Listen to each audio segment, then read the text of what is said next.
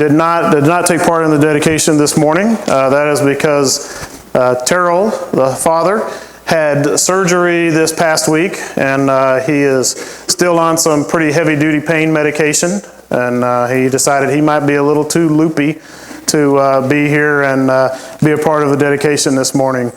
So hopefully next time we have a dedication, we'll be able to have Terrell to be a part of that. If you've got a Bible, turn to Luke chapter 1. We're going to read from starting in verse 5, and we're going to just read sections of it, and we're going to talk a little bit about that. Last week we talked about how Luke wrote this gospel, kind of the purpose of how he wrote it, why he wrote it. But today I want us to start to look in and to start to examine this story of the birth of John the Baptist. Now today we're not going to get him born, but we're going to look at the preliminaries of that birth happening. So Luke chapter 1, let's read verses 5 through 7. In the days of King Herod of Judea, there was a priest of Abijah's division named Zechariah. His wife was from the daughters of Aaron, and her name was Elizabeth.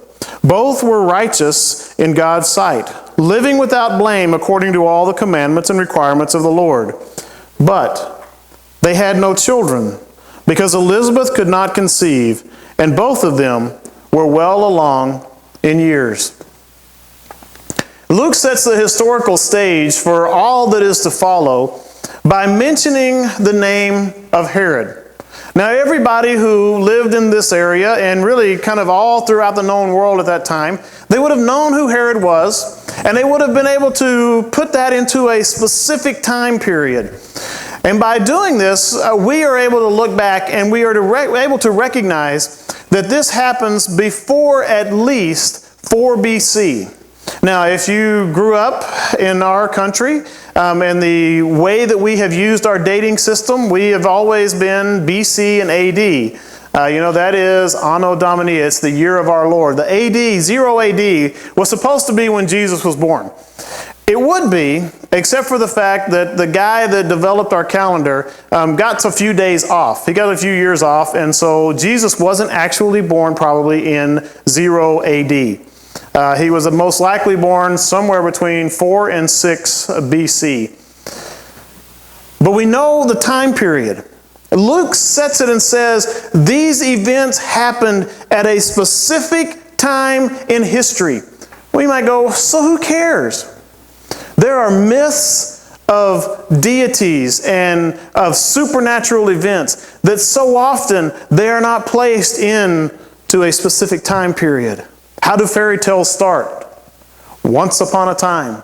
What time? When? When exactly did it happen? Luke says these events happened during the time of Herod. He's able to say here is a specific period of years that we know these things happened. And then he mentions this man named Zechariah. Zechariah was an old priest. He was well along in years. I don't think it tells us exactly how old he was, just that he was getting on in his years. Way past the time when he should be having kids, which is important for later in the story. He came from the division of Abijah. Now the priests were divided into 24 separate groups. And each group would come in for a week every year, and they would serve in the temple. Most of the priests, they would live outside of Jerusalem in the different areas around Israel, around the nation, and they would come in, and for 1 week, they would serve in the temple. And his wife, Elizabeth, was barren. And this is one of those topics that we kind of look at, and for modern day times, barrenness, a wife that cannot have children, it doesn't carry the stigma that it did in this time period. But I think it still is something, a couple that can't have children, it still brings pain. Now for Elizabeth, this whole idea of her being barren, it would have been considered a curse from God. Everybody that would see Elizabeth, they would wonder, what terrible sin did she commit so that God would not give her children? I mean, can you imagine that? Here is a woman whose husband is a priest, and therefore they're well known in the community. Everywhere they go, people know them. They recognize this guy, Zechariah, and his wife, Elizabeth. Their life is really, in many ways, it's lived right in front of the public. Everybody gets to see them.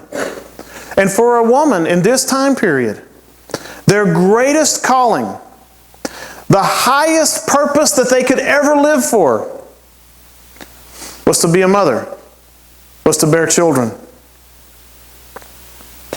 Our culture tries to downplay sometimes that same calling. We try to say, oh no, there's so many more things that are as important or more important than being a mother, or being a parent. But the pressure is still there. As much as we might downplay it. And if you don't believe that the pressure is there on a young family, on a young couple, to have children, man, you have not sat around grandmothers very long. Or mothers-in-laws who are ready to become grandmothers. The pressure is there. And as much as that external pressure might be there, there is also internal pressure. Talk to a woman who has not been able to have children. And many times they will tell you, yeah. Now they might try to pass it off and, oh, no. But I think for most, when you get them honest, they're going to say, yeah, it hurts. The pressure is there. There's an emotional pain. And for Elizabeth, that pain was huge. Here's a couple that have prayed diligently for a child. They prayed and they prayed, God, grant us a child. God, give us a child. God, give us a son. Give us a daughter. And by this time, they've probably given up hope.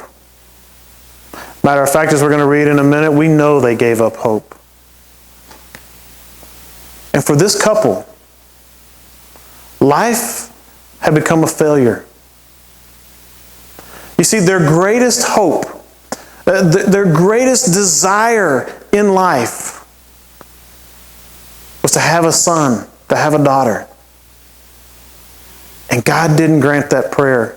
He didn't grant that wish. Their greatest hope had not been granted by God.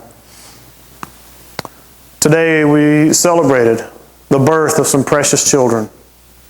These families may think that their greatest hope has been granted. But life is just beginning. There will be many times coming for all of these parents in which life will seem like it is too much to handle. That there's just too many things going on and there's too many pressures and it's too expensive and it's too much and too this and too that and it just, you get to the place where you just say, I can't do it anymore. I think all of us parents that have got our kids that are a little older, we can go, yep, we've been there. I know what you're talking about.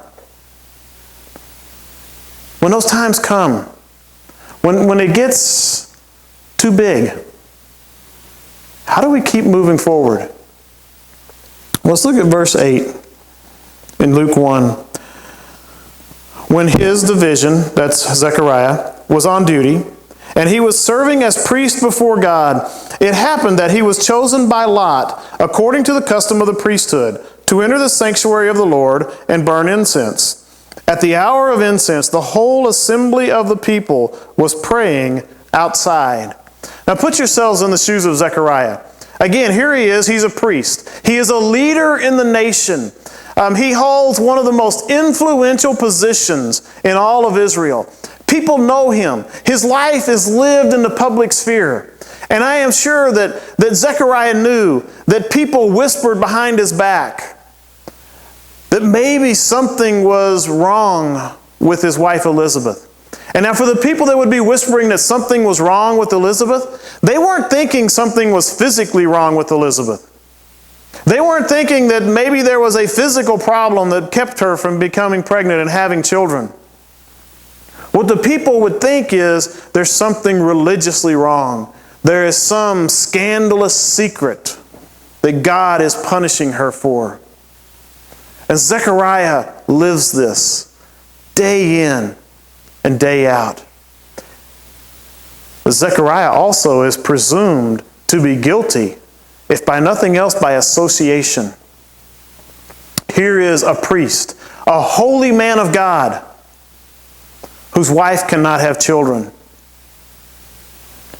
Boy, we know there's got to be something wrong with Elizabeth. I just wonder if there's something wrong with Zechariah also. Can you imagine every day and everywhere that you walk? You know that that's what people are saying behind your back. And now Zechariah, an old man, is serving, doing his duty. And he gets the most important responsibility professionally that he will ever have. Now you may go, wait a second, Grant, you said something about burning incense. That's a big, huge, important responsibility. I know it may not sound like much, but if you put it into context and you kind of understand what he's doing, this is huge. It was done twice daily, in the morning and the evening, at the time of the morning and evening sacrifices. And what happens is the priest would go into the holy place, into the very presence of God, and would light these incense. And it was a way of offering up the prayers of the people. And you read that all the people are assembled outside of the holy place. The congregation, the people of Israel are outside and they are praying. And they would do this every time they would give the morning and the evening sacrifices. The people would be praying. And what Zechariah is doing as he's burning this incense is he is symbolically presenting to God the prayers of all the people. This is such an incredible experience that it really truly was a once-in-a-lifetime opportunity. And Zechariah has finally reached the absolute pinnacle of his career. This is the top. It is never going to get any better for Zechariah. And for probably the first time in years, Zechariah is excited to have the eyes of all the people on him. Because remember, why have they looked at Zechariah in the previous years? Because there's something wrong with that family. They're not really right with God. And now all of a sudden, everybody's eyes are on him. For a good reason. He was chosen by God to light and to burn the incense. And he goes in. And he gets ready. The high point of his life. Being a parent should be the high point of your life. It is a privilege like no other. Just as for Zechariah, this was an incredible privilege. Being a parent is an incredible privilege. Now let's read on. Luke chapter 1, verse 11. An angel of the Lord appeared to him, standing to the right of the altar of incense. When Zechariah saw him, he was startled and overcome with fear. Here Zechariah is, standing at the altar, the holy place, so in the very presence of God, getting ready to perform one of the highest and holiest rituals in all of Judaism. And an angel of the Lord shows up. Now, we might think of this, the angel of the Lord showing up, and we might think of this as being, for Zechariah, just a wonderful experience. That now, all of a sudden, what is the high point of his career, it's going to be even better. Because the angel of the Lord doesn't always appear in physical form when they go in to burn the incense. And he gets to have this incredible experience. We might go, wow, man, he must have been jumping for joy. But it says, no, he was terrified. Why was he terrified? Well, Zechariah knew his history. He knew his Old Testament. For him, it was his Bible. He knew his scriptures. He knew that there were some times when the presence of God manifestly showed up in that experience. And he also knew that most often, it wasn't good for the guy that was standing there. Because you see, he knew that you go way back to the beginning of this ritual, and there were the two sons of Aaron that were doing exactly what he was doing. They were offering the incense. Well, they ended up having to be drug out by their feet and deposited in the ground because God showed up and they had been doing it wrong. And so can you imagine Zechariah thinking at first, maybe there really is something wrong with my wife. Maybe God is mad and this is not going to end well for me. And he's terrified. When you become a parent, life is no longer about you. Zechariah was coming to the high point of his life. And he is about to be told that life is no longer about him. When you become a parent, you can't just pick up and go out to eat whenever you want to with no thinking about it. Taking a vacation becomes not only more expensive, it becomes more challenging. As you think about all these things, about how challenging sometimes it is in raising children, you ever begin to wonder if maybe having kids isn't such a great thing? Maybe for Zechariah, standing at the altar, a high point of his life, maybe it's not such a great thing. Let's continue to read.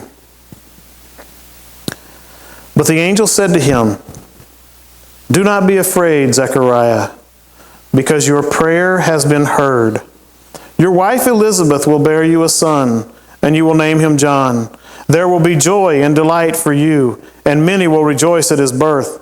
For he will be great in the sight of the Lord, and will never drink wine or beer. He will be filled with the Holy Spirit while still in his mother's womb. He will turn many of the sons of Israel to the Lord their God, and he will go before him in the spirit and power of Elijah, to turn the hearts of fathers to their children, and the disobedient to the understanding of the righteous, to make ready for the Lord a prepared people." The angel gives a message that Zechariah, I am sure, was not ready for. The angel said, "God has heard your prayer, Zechariah, and it will be answered." You notice that he didn't have to at first say he heard your prayer for a kid. He says, you know what prayer I'm talking about. Then he goes into it. God is going to give you a son. Joy is coming. Zechariah, you and Elizabeth have felt so beat down by life. You prayed hard for a son, and you thought God would never answer. And now, joy is coming. The son that you are to have will be dedicated to God his entire life. Not only that, but he will be the forerunner of the Messiah that has been prophesied in Isaiah and Malachi. Can you imagine Zechariah's joy? You see, as parents, we desire the best for our children, right? We want our children to have the best of everything. Well, as a Jew, the only higher prospect for a boy's life than what has been prophesied for this boy that Zechariah is told is going to be his son, the only higher hope that you could ever have would be that he would be the Messiah himself. And since Zechariah isn't from the line of David, he can't hope for that. And so this is like the biggest and best thing that could ever hope for his son, that he will be the one that was the forerunner, the one who would prepare the way for the work of the Messiah. I'm sure Zechariah was overjoyed at this announcement, right? Well, let's read 18. "How can I know this?" Zechariah asked the angel. "For I am an old man, and my wife is well along in years." The angel answered him, "I am Gabriel, who stands in the presence of God, and I was sent to speak to you and to tell you this good news. Now listen, you will become silent and unable to speak until the day these things take place, because you did not believe my words, which will be fulfilled in their proper time." Meanwhile, the people were waiting for Zechariah, amazed that he stayed so long in the sanctuary. When he did come out, he could not speak to them. Then they realized that he had seen a vision in the sanctuary. He kept making signs to them and remained speechless. When the days of his ministry were completed, he went back home. It seems that Zechariah has trouble believing the angel. The angel says, this is what's going to happen. You're going to have the son who's going to be the forerunner of the Messiah. And Zechariah says, how can that be? I'm an old man. My wife, she's getting along in years too. We're past this whole having kids thing. We've given up on it, God. That's just too hard for you to do. And the angel says, yes, it is. It is hard. It is. But you're dealing with God, who easily handles the hard to do. And Zechariah, just so that you will know that this is really going to happen, you're not going to be able to speak until it occurs. Can you imagine the scene as Zechariah walks out of the holy place? All of the people that are gathered around, they look and they're getting nervous because it's been taking him too long to be in there. And again, they know their stories. They're thinking, this is not good. When somebody's in there that long, it's usually very bad. And then Zechariah walks out. And he can't speak. And they recognize he has seen a vision.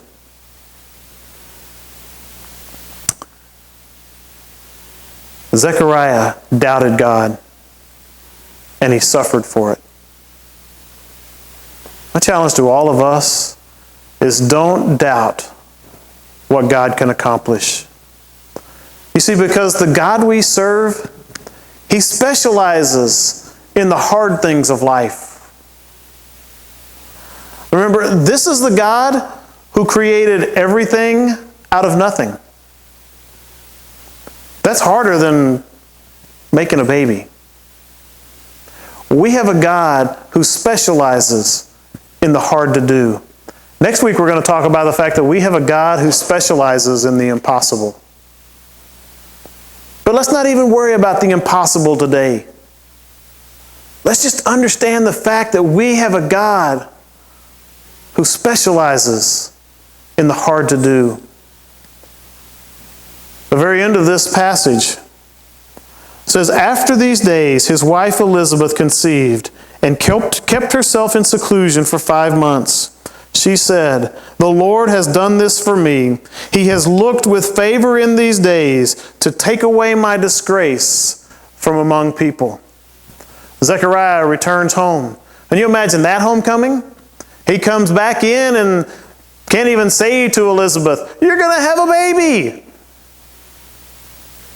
And then God performs a miracle.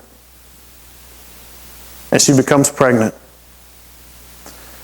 Parents, there are times when the only thing that will give you hope to make it the next day is a miracle of God.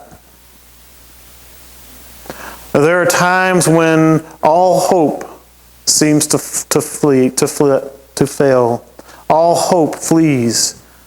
And you think, how can I make it? That's when we have to trust in God. Because we have a God who specializes in the hard to do. When we don't think we can make it, we have a God who stands and says, yes, you can. Not because of any power in yourself, but because of the power of God that resides in you. Raising children is challenging. But it is also one of the greatest blessings that you will ever experience. Your children will break your heart. Your children will fill your heart. Always remember that they are a blessing that God has given to you. But not just a blessing. They are an inheritance. They are a gift from Him. They have been given to you to train and to prepare. If you got a connection card, I want you to take that out. And on the back side, you have the I commit to. 4 things that I think God is challenging us with today. The first is, I will pray for the parents and children that have been dedicated today. I want to challenge you. Pray for those parents. Pray for those children. If you're a part of this church, they are now a part of your responsibility. Pray for them. Second, I will help provide resources for ministries to families at Calvary. That is not just children's Sunday school. But you know, folks, we're not a huge church, and we can't have the biggest and the fanciest programs. But we need people willing to give their time and their energy, not just to the parents, but to the children. We need people that are willing to serve during our Sunday school hour, to teach the children. We need people that are willing to come in on Wednesdays when they have kids club. But we also need people that are willing to come in during our worship hour and to spend 1 hour a month working in what we call extended teaching care. Being there and watching the children, teaching the children so that their parents can come into here and to worship. I will serve in preschool or children's ministries at Calvary. You can mark that, but if you go also over here to the sign me up for, there it says extended teaching care. I want to encourage you, if you are not serving once a month in what we call ETC, take the plunge and do it. It is a blessing. Yes, you have to miss worship once a month. I know that. But it is a blessing to be able to be in that room teaching children, knowing that not only are you blessing those children, but you're also blessing their parents who are able to come into here and, free of any worry and concern, worship God. And the last one is, I will mentor young parents. That is for those of you, I guess myself has to be included in that somewhat, that are past that age where we've had the babies. We've grown them through the baby stage. You have a lot of experience and wisdom. And you know, you may say, Grant, the only thing I know is not how not to do it. That's fine. We can still learn from your wisdom. But mentor, take the time to take a young couple and help them learn, help them grow, to gain the wisdom and the knowledge to raise their children. You know a lot of truth. Help them to grow up. Let's pray. Father, thank you for the love that you showed